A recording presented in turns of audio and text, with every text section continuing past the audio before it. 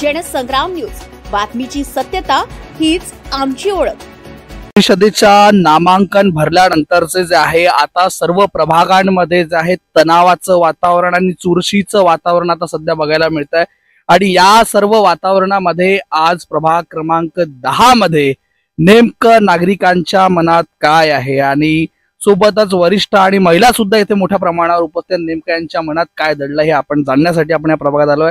या प्रभागात उमेदवार कोण आहेत जे इथे निवडणूक लढणार आहेत? या प्रभागामध्ये अविनाश शेलुकर, पवन राऊत हे उमेदवार आहे। इतरही बरेचसे उमेदवार आहे आणि ते या प्रभागामध्ये निवडणूक लढत आहे। या व्यतिरिक्त आणखी कुठले उमेदवार महिलांमध्ये जे उमेदवारी दाखल केली असं कोणी?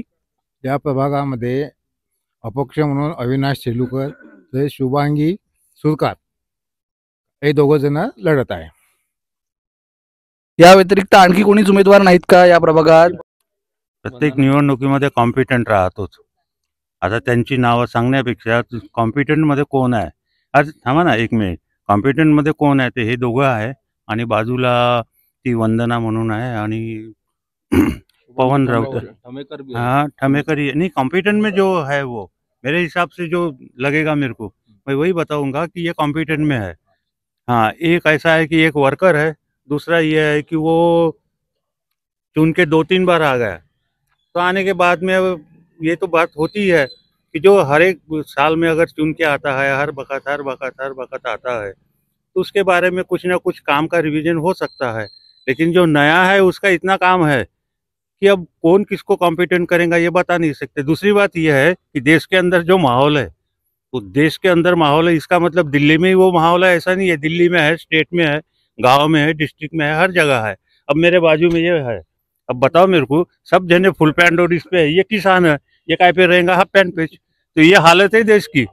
अब इस हालत से तुम पहचान लो कि भाई हर जगह की ये हालत है। अब दो बातें होंगी, एक शहर का नहीं है, ये भी ऐसा है, पैसा बांट के वोट लेना तो अलग बात है। गेल्या 10 वर्षांपासून जे आहे पवन राऊत या प्रभागाचे नगरसेवक होते आणि यांनी बरेच विकास कामं केली असं चर्चा आहे। काय याबाबत काय म्हणणं आहे आपलं? हॅलो, आमचे सध्या युवा कार्यकर्ते म्हणजे युवा उमेदवार म्हटलं म्हणजे अविनाश शेलुकर आणि शुभांगी सुरकार या प्रभागामध्ये एक सुंदर असं कार्य त्यांनी केलेलं आहे। हाले की आमच्या लाखो करोडोच्या मालमत्ता उभ्या आहेत, पण त्याला वारस असा हा नव्हता, तर तो एक प्रॉपर्टी कार्डचं सुंदर असं कार्य त्यांनी केलं म्हणजे। आणि एक चांगला सोशल उमेदवार आहे, तो एक डायनॅमिक पर्सन्स आहे आणि खूप सुंदर असं कार्य प्रभागासाठी करतो आहे। तो अपक्ष म्हणून लढतो आहे, जसं अविनाश शेलुकर आणि शुभांगी सुरकार म्हणून अपक्ष म्हणून लढता एक सुंदर असं कार्य प्रभागासाठी करत आहे। त्यामुळे यांचा विचार केला जावा असं मला वाटतं। प्रॉपर्टी कार्डचं काम तुम्ही केलं म्हणजे रामनगर लीजचं काम अविनाश शेलुकर यांनी केलं असं तुम्हाला म्हणायचं का? हो हो हो, लीज नाही, हा स्वतःचं प्रॉपर्टी कार्ड त्यांनी तयार करून दिलं। हालाकी आमच्या प्रॉपर्टी तयार होत्या पण त्याला मालकी हक्क नव्हता, तर प्रॉपर्टी एक मालकी हक्क त्यांनी आम्हाला प्रदान केला। एक सुंदर असं कार्य त्याच्यातून आमच्यासाठी। पर्टिक्युलर लेआउट बाबत तुम्ही बोलतायत की पूर्ण या परिसराबद्दल? पूर्ण प्रभागाबाबत। आमचे जे ज्येष्ठ नागरिक आहे सगळे, ते काही या प्रॉपर्टी कार्डसाठी जे काही फॉर्मॅलिटीज पाहिजे होत्या ते करण्यासाठी वारंवार काही तुमच्या तहसील ऑफिसमध्ये जाऊ शकत नव्हते, पण त्यांनी इतकी मेहनत घेतली की आम्हा सगळ्यांना घेऊन जाऊन आणि मुख्य म्हणजे प्रॉपर्टी कार्ड इंडिव्हिज्युअली सगळ्यांना प्राप्त करून दिले। पण प्रभागाच्या एकाच भागामध्ये आपण जर बघतोय की एकाच बाजूला तुम्ही नाव घेता या प्रभागाचं एका कोणत्याला, पण दुसऱ्या बाजूला जर आहे दुसऱ्या उमेदवारांचे सुद्धा नाव चर्चेत, काय वाटतं एक बाजू दुसऱ्या बाजूवर हावी पडणार का? जर या प्रभागात म्हणजे कोणत्याही पदावर नसताना तो व्यक्ती काम करू शकतो, तर जर त्याला पद मिळालं प्रॉपर तर तिकडे पण ते काम करणार ना। माझं म्हणणं आहे की या प्रभागमध्ये टोटल जेवढा एरिया, या एरियाच्या माध्यमातून काही क्षेत्रात तुमच्या आता सगळेजण जमा आहेत, एका क्षेत्रात काही लोक आणखी पण आहेत, त्यांचं म्हणणं आहे की तिकडनं ते दावेदार उमेदवार प्रभावी आहेत, तर आपल्या एका क्षेत्रामुळेच पूर्णपणे ही निवडणूक जिंकता येईल का? केवळ प्रभागाची गोष्ट नाही आहे दादा, आतापर्यंत कोरोना काळामध्ये तुम्ही बघितलेलं आहे, कोरोना काळामध्ये घराच्या बाहेर व्यक्तींना निघता नव्हता येत, त्यावेळी शिधा वाटप करण्यात आलेली आहे। कोरोना रुग्णांना ॲम्ब्युलन्स सर्व्हिस, मेडिकल सुविधा प्रदान करण्यात आली। ते केवळ नुसतं वर्धा किंवा प्रभागापुरते नाही, नागपूर सारख्या ठिकाणी पुण्यावरून पेशंट्सला आपले जे उमेदवार त्यांनी केलं, अविनाश शेलुकर यांनीच हे कार्य केलेली आहेत, म्हणून तुम्ही म्हणू नाही शकत की त्यांनी फक्त एका प्रभागाअंतर्गत केलेलं आहे। त्यांचा कार्याचा दायरा खूप मोठा आहे। फक्त एवढं आहे की जेव्हा वॉर्डाची कामं करायची आहे ते लिमिटेशन्स कशाचे आहेत, पदाची. पद नसल्यामुळे ते काही गोष्टींना बांधून आहेत. पण जे नाल्यांचे कामं आहे, जे आमच्या प्रभागांतर्गत आहे, साफसफाईचे कामं, स्वच्छतेची कामं, वेळोवेळी नळाची अपडेट्स देणं, लाईट्स गेले तर लाईटबद्दल सांगणं, ह्या सगळ्या गोष्टी त्या व्यक्तीने या लेवलवर केलेल्या आहेत, वैयक्तिक लेवलवर. कुठल्याही कोणाच्या राजकीय दबावात नाही किंवा कुठल्या लालसेमध्ये नाही केलेल्या आहेत. म्हणजे त्या व्यक्तीमध्ये व्यक्तिमत्व असं आहे की एकदम निर्भीडपणे आणि कुठलाही स्वतःबद्दलचा स्वार्थ न ठेवता त्यांनी हे सगळं कामे केलेली आहेत. ज्या प्रकारे तुम्ही म्हणतात की व्यक्तिमत्व निर्भीड आहे, तर ज्या प्रकारे नगर परिषद मध्ये मोठ्या प्रमाणावर भ्रष्टाचाराचे आरोप झालेले आहेत, मोठ्या प्रमाणावर हा भ्रष्टाचार झालेला आहे, काय वाटतं हा सदस्य उमेदवार निवडून आल्यानंतर हा भ्रष्टाचाराच्या विरोधात बोलेल का? व्यक्ती आहे की याच्यावर तुम्ही कुठल्याही तऱ्हेचं म्हणजे लांछनील असं तो काम कधीच भविष्यात करणार नाही, याबद्दलची आम्ही ठामपणे खात्री देतो. मैं एक्चुअली राजनीति में तो कभी जाता नहीं, लेकिन फिर भी इस व्यक्ति को देखते हुए मेरे को ऐसा लगता है कि इस व्यक्ति जैसा कोई भी इस वार्ड में रह नहीं सकता करके। आज वो उस व्यक्ति को कोई जरूरत नहीं है वार्ड में। हमारे भी उधर में वार्ड में आके उसने 4 बेंचेस, एक सिर्फ मम्मी का हमारे फोन आया था, उनको बेंचेस, भाई आप लोग यहाँ बैठते, बेंचेस चाहिए करके, उन्होंने वहाँ पे बेंचेस लगवा दिए। आज एक बेंचेस है 2500 रुपए का। 10,000 रुपए कौन अपने जेब से खर्चा करेगा सर? हाँ, आज तक के कोई जैसे नगर सेवक बन के भी आए लोगों ने, लेकिन अपने जेब से नहीं लगाते, वहां से पैसा लगा दिए। बिना नगर सेवक रहते हुए जब इतना काम कर रहा, तो ये पूरे वार्ड के लिए अच्छे से अच्छा काम कर सकता, और उसके जैसा ईमानदार व्यक्ति कोई नहीं है।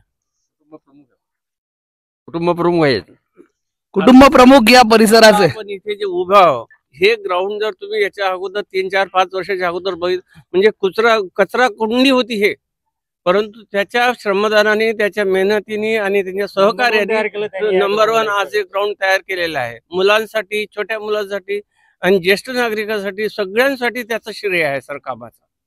म्हणजे संपूर्ण प्रभाग क्रमांक 10 मध्ये जे आहे वन साइड जे आहे अविनाश सेलुकर यांचं नाव आहे असं म्हणतात. पण मात्र एवढ्या सगळ्या गोष्टी जर त्यांचं कार्य होतं तर मग त्यांना पक्षाने डावलण्यात का आलं किंवा इतर पक्षांनी यांची दखल घेतली नाही असं तुम्हाला नाही का वाटत? ते व्यासपीठात आणि रूम मध्ये चालणारं राजकारण होतं. आजही तो पदाधिकारी आहे, पण त्यांनी कुठल्या तरी दुसऱ्या राजकारणासाठी त्याला सीट नाही दिली. पण वेळ अशी आली काँग्रेस पार्टीवर की इथे काँग्रेसचा कॅन्डिडेट नाही भेटला त्यांना कोणी दुसरा. आता इथं मग सध्या काँग्रेसचं पद रिक्त आहे असं तुम्हाला म्हणायचं आहे का? इसका एक्चुअली बताओ क्या, ये राजनीति नहीं रह गई, अभी कूटनीति हो गई। तो ये छोड़ दो सर कि पद अगर देंगे किसी को चिन्ह देंगे, भाई जरूरी नहीं है, अपने व्यक्ति में दम है और वो अपक्ष लड़ सकता सर। ये बाकी किसी की चिन्ह की जरूरत नहीं है वो व्यक्ति को, मेरे को ऐसा लगता है. सध्या ज्या प्रकारे आपल्याला माहिती असेल की टोटल आपल्याला यावेळेस 3 मतदान करायचे आहेत, 2 नगरसेवकांसाठी आणि 1 नगराध्यक्षासाठी. काय वाटतं शहराच्या विकासासाठी सर्वात प्रभावी चेहरा कुठल्या उमेदवाराचा असेल? नगराध्यक्ष पदासाठी सगळ्यात प्रभावी चेहरा कोण असेल? पांगुर दादा. काय वाटतं याचं फक्त केवळ पांगुळच का?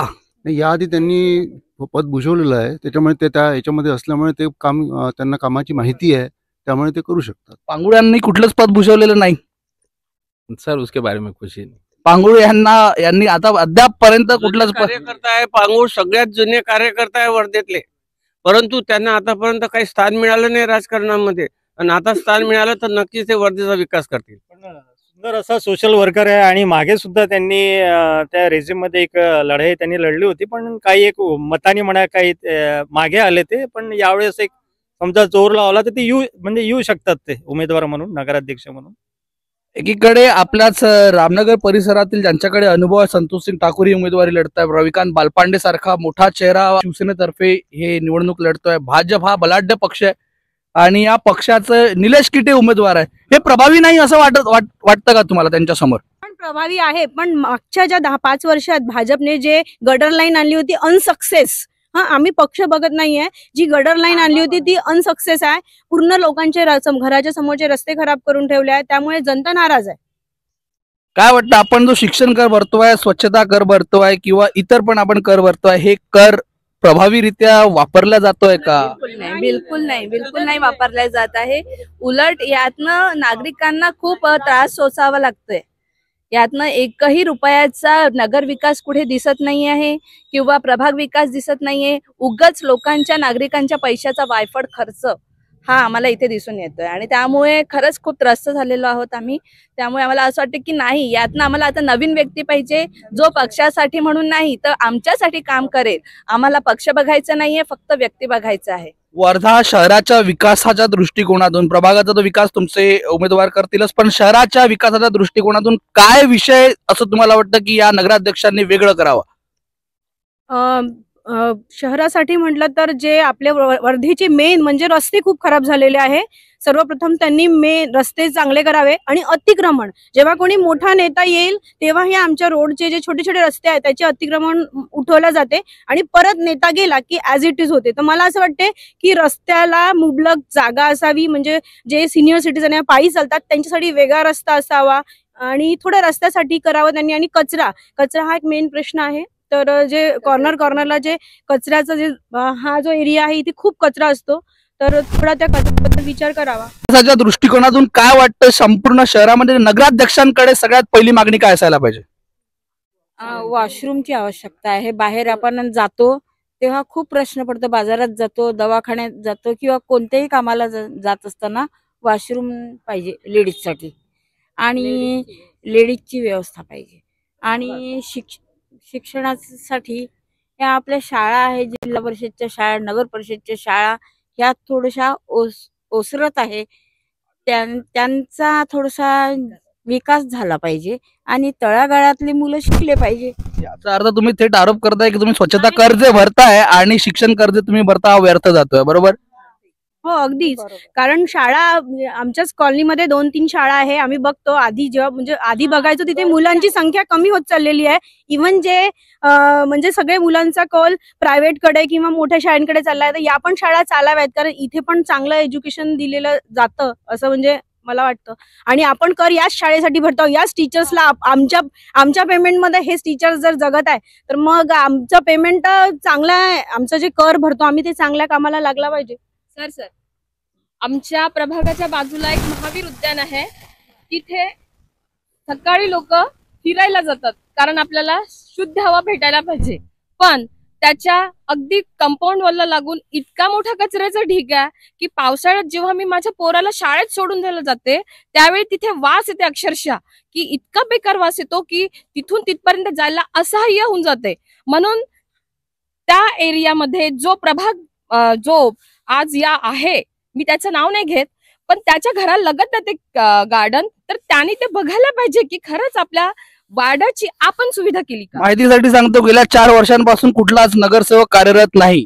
बिलकुल बरोबर आहे, कारण आम्ही तिथे गार्डन घराजवळ असून आम्ही महिला लोक जायला आम्ही उत्सुक असतो, पण आम्ही जाऊ शकत नाही. तर आम्हाला ऑक्सिजन घ्यायला त्या एवढ्या दूर त्या टेकडीवर जावं लागते ऑक्सिजन पार्क मध्ये, कारण तिथे तरी आम्हाला चांगलं वाटते. पण हे एकदमच अस्वच्छतेचा कळस घातलेला तिथे. अक्षरशः आमची जायची पावसाळ्यात फक्त तुम्ही त्या रस्त्याची दयनीय अवस्था पाहाल तर इतकी बेकार आहे की आम्ही तिथून जायला म्हणजे कोणीच तयार होत नाही. आणि भयंकर तिथे शिळे अन्न, कचऱ्याचे ढीग, त्यामध्ये ते मोकाट जनावर जसे गायी ढुरं ते चरताहेत, त्यांना सुद्धा धोका आहे. तर आमच्या माणसासारख्यांना तर विचारच नाही.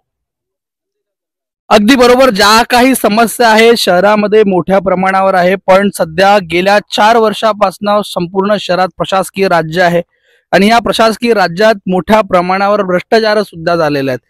काय वाटतं, हे भ्रष्टाचार आणि सगळ्या गोष्टी ज्या आहेत हे येणाऱ्या निवडणूक झाल्यानंतर सगळ्या गोष्टी समाप्त होईल का? नवीन सरकार समजा आलं आणि योग्य ते सोशल वर्क कसं केलं तर हा जो प्रकार आहे भ्रष्टाचाराचा हा कमी व्हायला पाहिजे. हा जनसामान्यावर एक बनलेला आहे, एक बोजा आहे.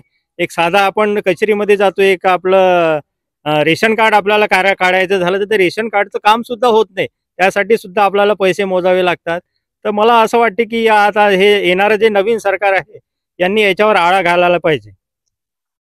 सध्या नवीन चेहऱ्याचा मागणी जी आहे नागरिकांमधनं होत आहे. आतापर्यंत जो झालेला विकास आहे हा सर्वांगीण विकास नसल्याचे थेट आरोप नागरिकांद्वारे होत आहेत. याचमुळे येणाऱ्या निवडणुकीमध्ये संपूर्ण खाली प्रभागापासून तर वरती नगराध्यक्षांपर्यंतचे जे आहेत चेहरे नवीन येतील अशी शाश्वती प्रभाग क्रमांक 10च्या नागरिकांनी दर्शवली आहे. कॅमेरामॅन आकाश बाबरेसह पलाश उमाटे, जनसंग्राम न्यूज, वर्धा.